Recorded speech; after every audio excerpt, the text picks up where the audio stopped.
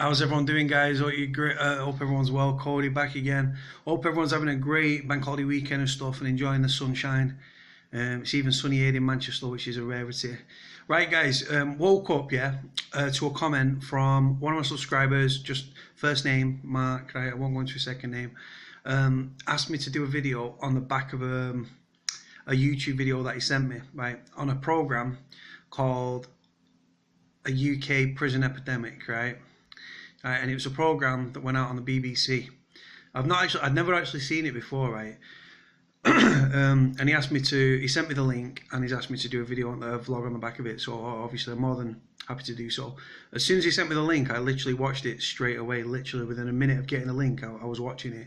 Guys, it is one of the most compelling, thought-provoking videos I've ever seen in my life, right? First of all, I'd like to send my condolences. It's a few years old, but I would still like to send my condolences to the friends and family of the people that featured in the programme that have lost their loved ones. What it's about, guys, in layman's terms, it's about suicides in young offenders institutes, right? But one thing that rang true in every single case was they was from broken homes, they had been in hostels, they had been fostered, and they was from broken families and broken homes and stuff, right? Now, like I say, I'm from a broken family, from a broken home, and the other thing as well, the underlying thing as well, was a lot of mental health problems, ADHD, behavioural problems. Like I say, ADHD was featured quite a lot. People that like had behavioural problems that were just like seen to be naughty kids, you know what I mean, right? And you watch the people talk very candidly and openly and stuff within this program and stuff, and then there was like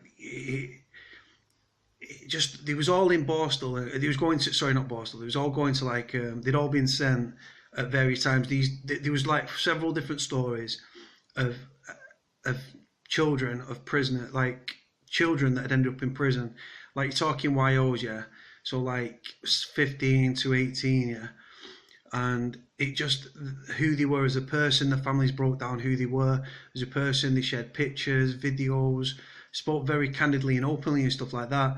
Now, when they've arrived at these young offenders institutes and stuff, they've been prone to bullying, like taunting, verbal stuff. They've been assaulted, and what they saw, they couldn't take it anymore because everyone's got a breaking point and stuff. Like I say, that it just shows how flawed the system is. That people, that these lads couldn't see any other way than to get out of the situation they was in. They tried to scream for help. They'd ask for help and stuff, and there were serious failings within the system and stuff. And these lads couldn't take it anymore and had to. They saw the only way out is suicide. Some meant to do it, and from the inquest at the end, towards the end of the program, it shows that some lads didn't mean to do it, i.e. they strung up, which means hang yourself, but they didn't mean to go through it. It was a cry for help. Like one, honestly, God, it was so, it's resonating in my mind now. It's such a thought-provoking program, guys. I'm gonna upload it to YouTube and stuff. I'll also put the link for the program in the description below. But it was like the serious failings and stuff like that. I mean, when people go to prison, like Young Offenders Institute prison, right? Some are doubling up as prisons and Young Offenders Institutes, right? I've come into contact with young offenders on my last stretch and stuff in the prison I was in. Some were in Hindley, some were in Brinsford, some were in the one up in near Chesterfield in Yorkshire. And like I say, just the serious failings stuff, the missed opportunities to save these lads and stuff. Like one person that he'd been in prison before, I think, and he said, and the police sergeant, when he was arrested, they knew him, and they got the like community psychiatric nurse to evaluate this kid right? And they said if he goes back to prison, he's at serious risk of committing suicide, right? And she documented that, right? He went up before a judge the next day, and he was sent to prison. Even though, but this community nurse, it came out, the lad's mum, God bless him, may he rest in peace, the lad's mum said that this psychiatric report wasn't forwarded to the court with him. And then he was there, on his second day, he hung himself, he killed himself. Now, what realm of fucking, like, that's such a sad state of affairs, right? He asked for the help, they assessed him and stuff. He's shit up in his cell and everything. He was like, and then his temperament, his body language, the way he was speaking, all showed serious signs that there was serious underlying issues, right? And they still sent him to prison, and he strung up. And oh God, it's ringing so true. I'm sorry, I'm still thinking about that while I'm doing the video, and there's so many different like lapses and stuff like that. Now, apparently there was a vulnerable prisoners, like a young offenders like vulnerable wing, yeah, and he wanted to be on it, but he didn't end up on it. Apparently some lad tried to commit suicide, was found in time, and then because he pressed his buzzer and then he strung up, but then he was put on this vulnerable like young offenders wing, and this other lad didn't, and he died, sadly. And then there was one where one of the lads was put in a double cell. It was put as high risk, right? So high risk means that you're supposed to have your own cell, but for some reason there was bunk beds in this cell. Normally a single cell, you've got just a single bed, you've got no double bunk beds because of it. And then what happened was, apparently he was writing a letter, the screw looked through the flap, he was writing a letter. He went back round a bit later, the cell was in darkness, and when he flashed his torch in, his body was hanging, right, from the double bed and stuff. Now there was an inquest on the back of it and stuff and everything, and it transpired that there was contact between the governor and maintenance saying how much will it be to take that double bed out and put a single bed in, and should we have to do it, right? And apparently this lady went to the prison, the lad's mum went to the prison and was said, do you want to see where he died? And she said no. And then it later transpired that this governor turned around, the insensitive prick, and said, oh, well, you'll be happy to know. And she said, happy to know what? She said, well, we've taken the double bed out of that cell now, so the same situation won't happen again to another prisoner.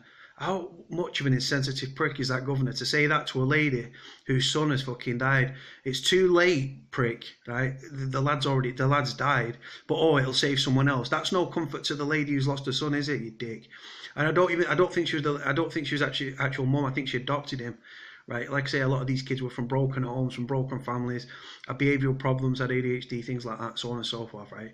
Now, but it later transpired that someone else died in the exact same cell on F wing, right? In the exact same circumstances.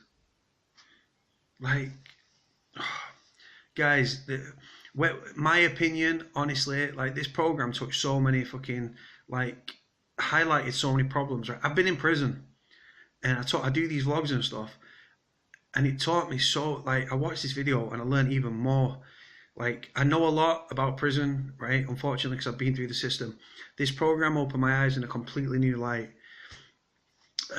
Like, what should happen in my eyes, right, is people, when they're arrested, every person that's arrested should see a psychiatrist or a mental health nurse and be properly assessed, right? Because the simple fact is, going forward, right, if they're going to go to prison, the two prisons are doubling up as human warehouses, guys, and as mental health units, right? And what should be happening, in my opinion, is people that have got mental health issues should be dealt with not in prison. Like, put them into like a medium security mental health unit or something. But it will never happen, right? But if you know that someone's, if a district nurse, if a mental health nurse says, oh, this lad's at serious risk of suicide if he goes to prison, but the thing is, no, you're not screened like that, right? It became apparent that like people that had slashed up and like everything else, the file and the intelligence from the police had not been passed forward to the court, right? They all work hand in hand, but yet they're not protecting the prisoner's life going forward. What's intelligence there to be done? Intelligence is there to help got moving forward, right?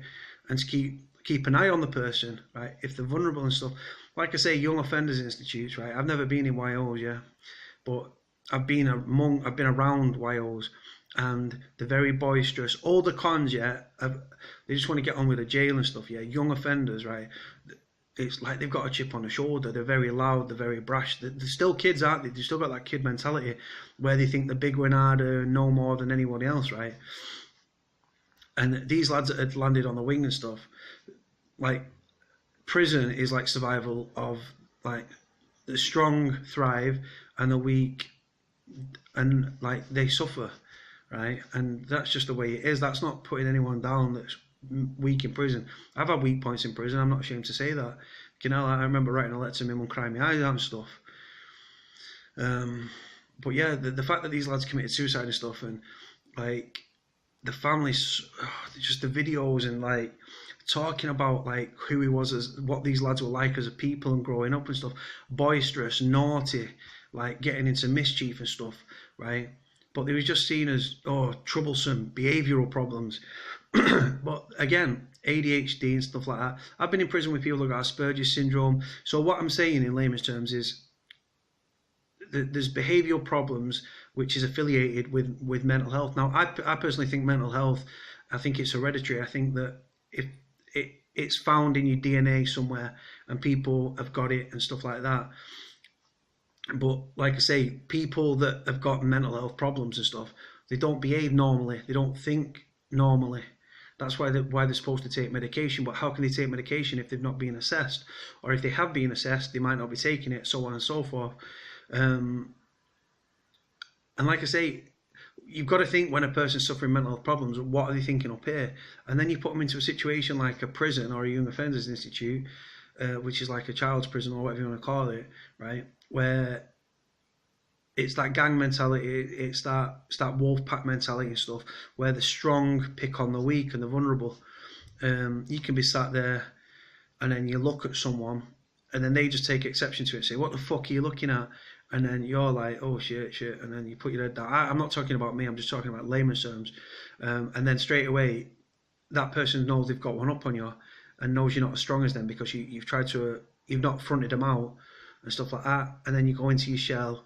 And like I say, prison's a place, like young offenders prisons, whatever you want to call them, right? A places where the young suffer and stuff, right? Someone might appear on the outside to be normal or happy, right? But when that person goes behind the door, right, what are they thinking, right? Nobody knows, right? When we was in prison, right, anyone could have strung up at any time and the screws wouldn't have known, right? It's just a fact. They would have found you hours later, right, when it's too late. So what should happen is, in my opinion, and stuff on the back of the program and stuff, and I've said this in other videos, people should be mentally health assessed and stuff properly.